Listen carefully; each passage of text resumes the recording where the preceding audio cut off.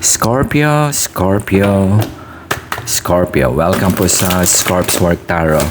New Moon reading, 14 of July.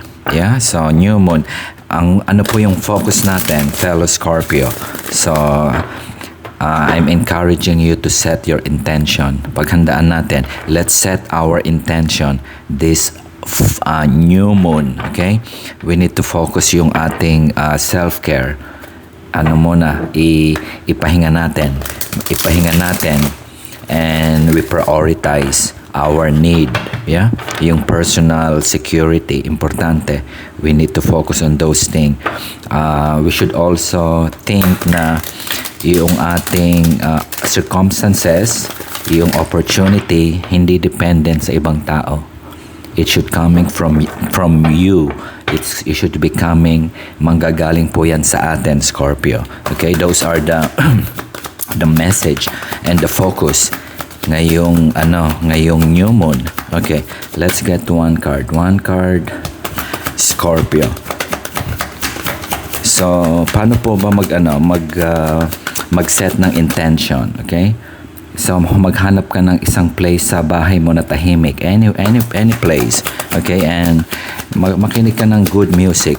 Good music, quietly, clear space. Isulat mo sa papel. At least 5. 5 intention. At saka, you need to own that. You need to own that na parang nakuha mo na siya.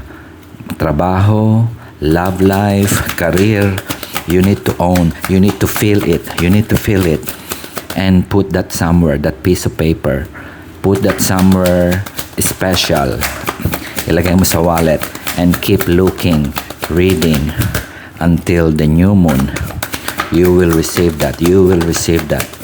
Okay, have faith. Okay, one card, Scorpio. What Scorpio needs to know? 6 of Wands. So, quiet place, that's what you need. Moving to a peace and quiet. Ano yan? Clarity po yan. Clarity. Kapag nandun tayo sa space na in tune tayo, makakapag-isip tayo ng mabuti. It's a practical way to start the new moon in intention and manifestation. Very important. You try that. I recommend to get this book. Yeah, Manifest Your Perfect Life. I'm reading this one. Okay. 6 of Wands. Sorry, this is also victory. Okay, I forgot. Okay, moving to victorious 6 million of yung intention mo. You're on the right track. You're on the right track. You just need to believe, okay? You just need to believe. Senti yung ngayon, yung buwan ng Hunyo at Hulyo because it's still Cancer season. Yeah, medyo a little drama. So, wag kang magpadala doon. I myself, medyo dramatic sa opisina. Maraming drama, maraming insecurity. I can sense that. Maraming insecurity, naglilitawan. Naglilitawan Scorpio sa office, yung staff, even yung amo ko. Cancer po yung amo ko Cancer yung sign ng amo ko ngayon. So dalawa kaming water sign and very drama. Merong dahil sa if you're following my channel, I try to share yung office experience. Yeah, there was a Nakahanda last few months. So alam kong it's not good, it's not nice. So I know how he felt. Okay, victory. Okay, we're gonna move to that victory, Scorpio. One card. What else Scorpio needs to know? Okay, yeah, to absorb confusion, doubt sa pinagdududahan. Yes, it's a crossroad. Dahil sa nadadala ka ng emotion, minsan nagkakaroon ka ng crossroad. Iniisip mo na tama ba tong direction na pupuntahan ko? Yeah, 6 of Wands, you have that passion. Pero napapagod din tayo. Yes, minsan yung pagod na paulit-ulit, over and over again, para bang, I feel that as well. Epekto ng ano po yan, Cancer. Yeah, Cancer, another water sign, fellow water sign. New moon, it's under Cancer season. So may hatak po yan. Kailangan alam nating laruin yung ganyang emotion. Alam natin kung sino yung nagse-celebrate ng birthday for the year. Kasi yung mood swing natin, especially sinasabi ng tao, bilog na naman ng buwan, may toyo na naman yan. Which is true. That's true. That's true. Mapapansin mo yan even sa partner mo, even sa mga anak mo, even ka-close mo. Kaya you need to contain that. It's either you zip your mouth and be quiet para wala na lang gulo. Huwag nang papatulan. The same also with my present job now. So maraming nadadilute yung emotion. So it's very draining. It's very draining. Doon tayo nagkakaroon ng crossroad na you just want to give up. No. The universe is telling you, as me also, as a Scorpio, I'm moving to the right direction of victory. I just need to focus on that reward. Ano yung reward na ina-expect mo? Yeah? Ano yung minamanifest mo? Write it down. Write it down. You're gonna have that, I tell you. That's part of the law of attraction. Okay, let's get few more card. May crossroad, okay? Relationship issue or nadadala tayo ng emosyon. Minsan hindi yung issue ang sitwasyon, hindi yung issue mismo ang problema. Ang problema is you get tired physically. We get tired physically. Yeah? Maski na sa mag-asawa. Kaya nag-aaway kasi you've been living together for so long. Nagkakasawaan. You're starting to outgrow each other. Nawawala yung romance. Mga ganyan tipo yan. Maski na sa opisina, you're working there for what? 10 years? And then, paulit-ulit, ikaw yung naglilinis ng dumi nila. And then, it come back to you. Ikaw pa minsan ang sinisisi. Those are the energy na pulling you down. Kaibigan, dyan nag-aaway-away. So, alam natin dapat na kung kailan tayo mananahimik or makikipagtalo. Cautious sa communication. Okay, Scorpio, let's see. What else you need to know, fellow Scorpio? Meron kang matatanggap na message. I can sense here. May message na floating around. Seven of Wands. Okay. Ito yung sinasabi ko na you're standing up on your ground. Bakit tayo kailangan ipamukha natin sa tao na tama tayo at mali sila? Those are the energy. Kasi nga, yung asawa mo, paulit-ulit mo na sinasabi, hindi sinusunod. Yung anak mo, paulit-ulit mo na sinasabi na magtipid, hindi sinusunod. Yung batugan mong partner, paulit-ulit mo sinasabi, gawin natin to, ayaw gawin. Meron din silang mood swing. Everybody is having the same issue. So, to fight at ipamukha sa iba na tama ako at gawin natin dito, minsan nakakapagod. Those are draining. Yeah? Keep on, I'm not gonna say keep on fighting. Sometimes, manahimik is a good energy. That's how you fight. Na you just keep quiet. That's why the previous reading ko is we need to be cautious in our communication. A lot of senti. Yeah? For me, I don't need to fight. Kasi it's another waste of energy. Itutulog ko na lang yun. Or I just need to do what I need to do. Yun ang magiging crossroad on my side. Kasi it's a repeat and repeat and repeat and repeat. Nagtitinda ka sa talipapa, yung bumibili, hihahawak-hawak ka lang yung isda, aamoy-amoyin, tapos tatawad, hindi naman bibili. That's the type of energy. Yeah, nakakainis. Tipo ba? Yes. You're moving to the right direction. There's some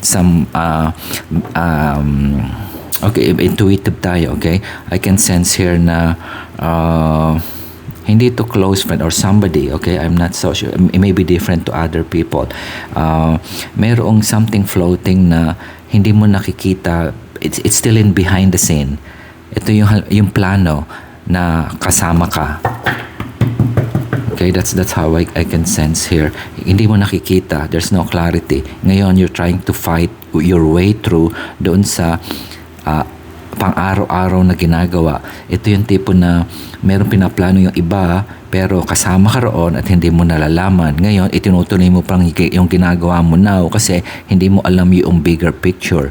That's also in the energy na makikita mo na lang. Okay? Na makikita mo, you're gonna get something, receive something, a message or information. It's floating. Kaya lang it's still floating. It's still floating. Okay. Let's get more. Oops. Ano yung nasa split? Okay. Nasa split yung sun. Oh. Okay. May Leo. Okay. Baka mangungutang si Leo sa'yo. Okay.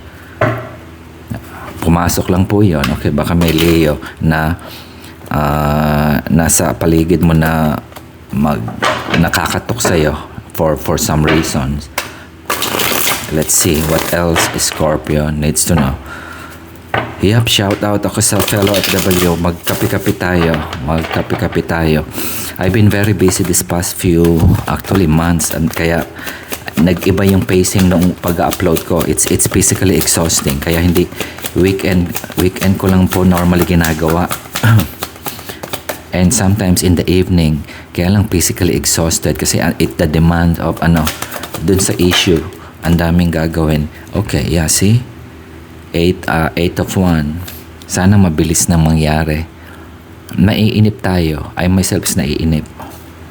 Naiinip kasi I need some movement. You need some movement also sa relationships at sa paligid mo na nakakapagod. Yun ang energy. I'm not gonna sugarcoat. Yun din ang nararamdaman ko po. Okay? Hindi lang ikaw, Scorpio. Kaya magkapi-kapi ka. News is coming very fast this time. Yep, it's in all form. Hindi lang ito yung text message or email or any communication. Ano po yan? Movement. Yung tipong yung example ko na lang na yung mga customer na tinitinda mong isda, walang ginagawa kundi pipisil-pisilin, aamoy-amoyin, magtatawad, hindi naman bibili. Now, there are change ng dynamics noon. So those are type of the movement na hindi lang like, may order na sa online store mo doon sa hindi ka kinakausap. Because of that mood swing, may hatak po yung buwan ng Cancer. Okay? There will be movement doon sa inaabangan mong balita about your promotion or your salary increase or yung trabaho. There's movement on that one. Huwag kang mainip. Naiinip na Scorpio yung nakikita ko rito. Ano? Naiinip na Scorpio. Okay. I'll get one more from this deck. Let's see if I can get that 6 of 1 again. Okay, let's get one more card. Scorpio. Oops. Lumipad. Sorry. I-pause ko lang. Yep, okay. Kinuha ko pa sa ilalim ng desk. Okay. So, page of 1. Yeah. Okay. This is another meron kang pinaplano na nakapagbigay sa'yo ng inspiration in terms of something new. Kung ano man ito, idea na you feel can change something dun sa araw-araw na routine mo. Okay? Meron kang makikilala or a messenger or somebody not even close to you. Kaya sinabi ko a while ago, I can see na there's some idea or some dynamic ng information na hindi mo nakikita behind the scene. Yeah? It's coming. It's coming fast. And that's something na you didn't expect. Okay? Whatever it is, pero meron kang idea somehow. Hindi mo ina-entertain. You don't even entertain this. Halimbawa, okay, a simple example would be yung gusto mong bumiyahe, mamasyal. Punta tayo dun sa alam mo na sa isang lugar. Ngayon, you just playing it on your head, pero mangyari man o hindi, it doesn't matter. Mga ganun tipo. But it's nice to have. Yeah? Na pumunta tayo dun sa beach, sa somewhere, yung mga ganun tipo na malayo, na over the weekend. Iniisip mo kasi magastos, but it will happen. Merong way the universe is pulling you to have that, to get that subconscious intention mo. When we think of something, that's an intention po. Yeah? Ay, ang ganda nung sasakyan dumaraan, pero hindi natin nasa iniisip na bumili tayo. The mere fact that you thought and admire yung kotseng dumaan na nasa harapan mo, you're admiring it, and unconsciously you are manifesting that. Yeah? Kasi napapagod na tayong kakatayo, kakaabang sa bus or sa jeep. You're unconsciously manifesting that. Those are the type of energy na makukuha mo. And yung kotse na nakita mong tumaan sa'yo, maaring mabibigay sa'yo in a different form. That's what it means here. Yun yung isang energy na floating outside, na in another dimension, na will happen and will hit you towards the new moon. Kaya very important, this coming new moon, pumunta ka sa clear space sa bahay mo, isulat mo yung intention na yun. Igawin mo na siyang 3-dimensional kasi you're gonna have it. Iba yung energy. We are compatible with the Cancer energy. So, kung ano yung energy ni Cancer, whatever you manifesting, mas powerful for Scorpio, fellow water sign. Anything, either monetary or hindi mo na kailangang ipaglaban at sabihin sa kanila na you deserve that kotse kasi that's rightfully yours. That's part of the energy that is floating. Anihin mo na lang, isulat mo na lang. Yeah, as simple as 3-dimensional, yung pinipisil-pisil ng isda na gusto mong tawaran dahil gusto mo, short ka sa budget, just tell it, ibibigay sa'yo. That's how the energy floats. Kaya lang meron kang duda dito. Once that we have that doubt na yung kotse makukuha kasi nga wala kang pera, etc., the more na the universe is closing the window and that opportunity. But it's opening up here. I can see here because of this 8 of Wands here. Yun po yung bundok, yun po yung dream natin. Yan yung we think na impossible na akyatin. But it's opening up for you. So, you just need to feel that one na yung kotse or yung promotion or yung bagong bahay or a good job, higher salary or health na i-feel mo na yan na as if it's already in your hand. That's how this manifestation and intention will come to fruition. Magiging reality po. Kailan hindi lang po sa isip yan. That's how you do your magic.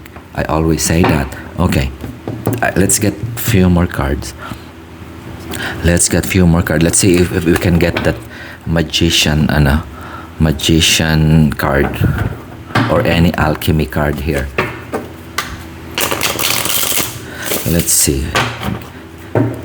Focus mo yung intention mo. Set your intention, Scorpio, sa hindi mo pa alam kung ano yung gusto mo. Minsan we need clarity, okay? Kaya I always say na when you set your intention and whatever you manifest, i-quantify. Dapat may value. Kasi doon nabubuo yung reality. 6 million, that's the victory. That's what you're looking for.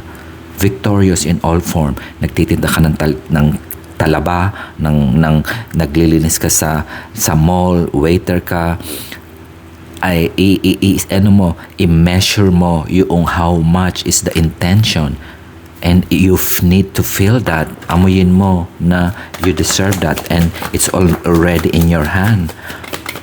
One card. Oops. Where is it? Okay. See? That's your common sense. We need to be realistic as well, okay? Hindi naman na gusto natin na how do you call it, yung impossible dream. Nothing is impossible, pero we need to be realistic also. That's your intuition, that's your faith, that's your higher vibration. Yeah, I've been practicing manifestation. I don't even know kung ano po yon when mga benching ko anyos pa ako. So when I set my intention, hindi ko alam, basta sabi ko sa sarili ko, when I reach the age of like this, dapat meron na akong sariling kotse, dapat sa ganitong edad na meron na akong sariling bahay. I get what I have, na whatever I manifested, pero I need to fight for my yung what's rightfully mine. Hindi ako tatahimik na lang. I will work harder, and I ask for a promotion. I will fight for my promotion. I will fight for my salary increase. Tsaka ako mangungutang sa bangko. Kasi that's how you do your manifestation. Walang urungan. There's no doubt. That's how you keep on winning. That's how you get your 6 million of victory. The more you can master that intention and feel, okay? When I say feel, you should be happy. Maski na umuulan, sumasabit ako sa jeep, I feel already that I'm gonna get that. That's how potent and powerful. The more that 8 of 1 is coming faster. Before you knew it, 3 years pass, more than 5 dun sa ililis mong intention will happen. That's the law of attraction. That's how law of attraction works, Scorpio. Oops, okay. I understand kung bakit mayroong doubt minsan, okay? Kasi nga nagkaroon tayo ng challenges. Yes, challenges. Emotional tayo, very deep. Minsan kapag nasaktan tayo, talagang maghahalo ang balat sa tinalupan. Sometimes those are the grudges. Those are the painful reality ng buhay na hindi natin matatakasan. That's the 9 million of painful experience. I'm sorry. Yeah, may presyo po yan. Yung indecision natin at saka yung past mistake, and also sometimes we exaggerate things. May presyo po yan kasi hindi tayo makamove forward.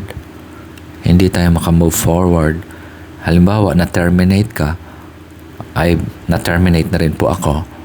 Yeah? Or na-discriminate ka. Na-discriminate na rin ako. Or inutangan ka at hindi ka binayaran, na-scam ka. I've experienced those type of challenging moment. Kaya minsan, sa panaginip, sa pagtulog, hinihila mo yon. Now, the universe is telling us na we know how to disconnect kung ano dapat ilalagay natin sa i-entertain natin sa isip natin.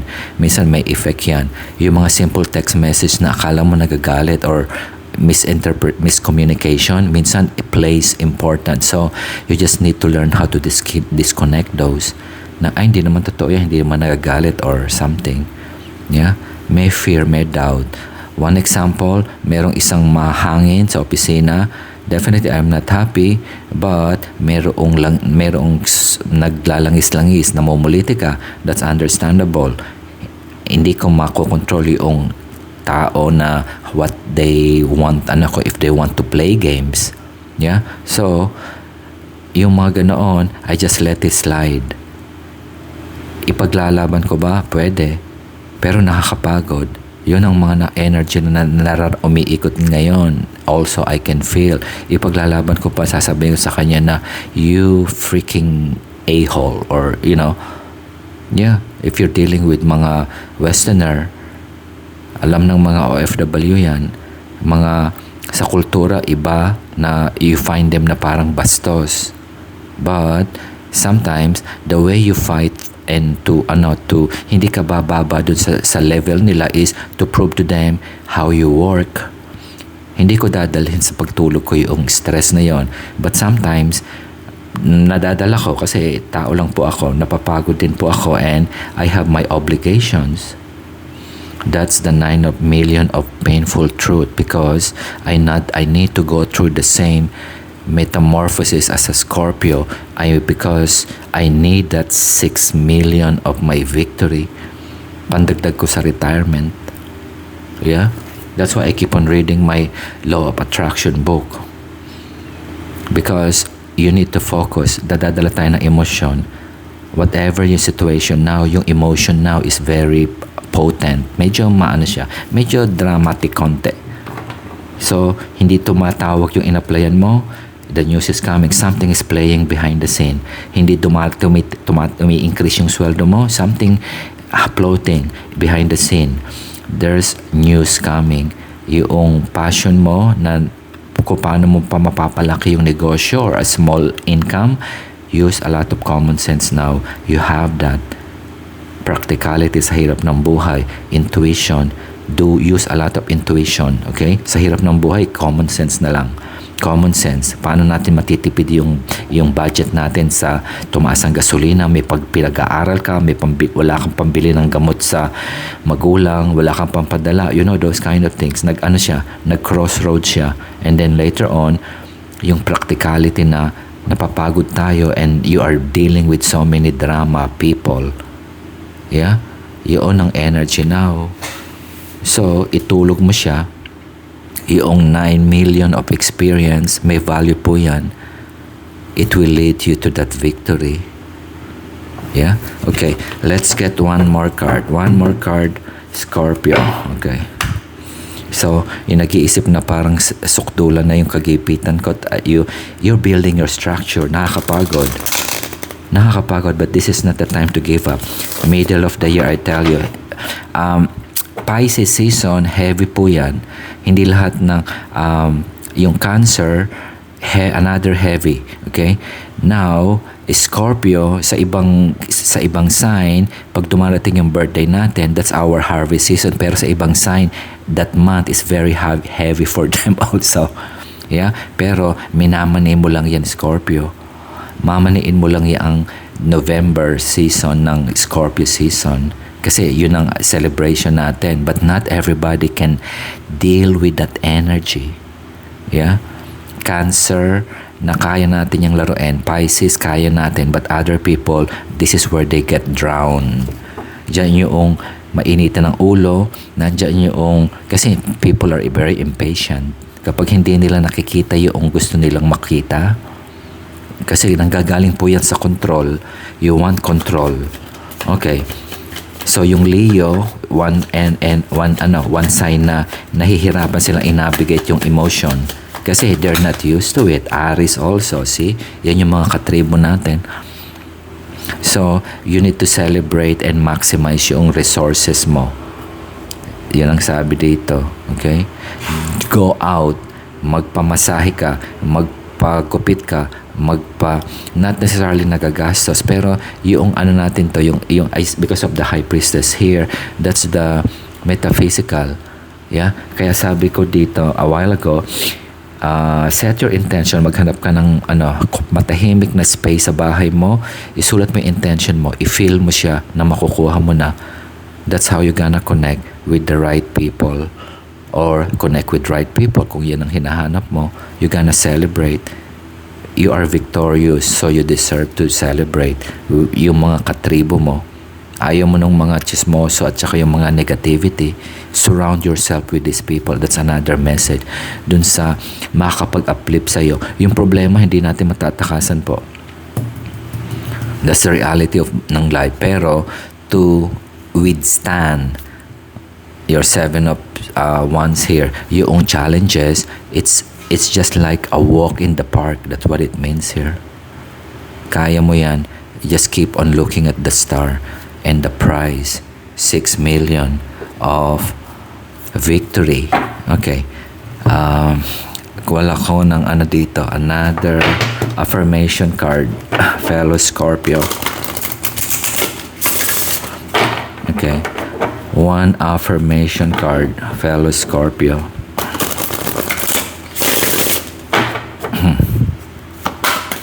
One card lang. One card. Oops. One card. One card. Oh, one card lang. I like this deck po. See? 52 reasons why I can. Affirmation. Affirmation card. Yeah. I learn something new every day. You learn something new. We learn something new every day. That's how we move forward. Hindi to stuck energy. Kailangan we are receptive. We are receptive. Alam natin yan, Scorpio. We are death and rebirth. That's how you're gonna enjoy. Go out with people na like-minded. Na yung same wavelength. I do the same thing. Sometimes I rather be alone than go with people na yap. You know, it doesn't help. Especially itong July Cancer season. Loved ones, okay? You learn something new. You're moving forward to that 6 million. Okay. One more Moon Oracle. Kinuha natin. Okay. Merong yung iba dito, hindi alam ko ano yung gusto. Your authenticity. Okay. Sabi dito, okay, negative attitudes and fiery arguments are possible at this time. Channel your energies into positive physical activities like decorating or gardening. That's the 7 of Wands. Sometimes hindi na importante na i-prove natin na matalino tayo or tama tayo or, you know, wag natin i-waste yung energy. That's for me. That's how I deal with toxic people most of the time. Nasasaktan tayo? Yeah, definitely. Nakakapagod? Yes, nakakapagod. But I focus on my 6 million. Yun ang mas importante sa akin. That's how we gonna survive this Cancer season July. Okay? Yan ang message ng new moon. So, itanim natin yung ating intention, focus. Amuyin mo na yung bagong sapatos.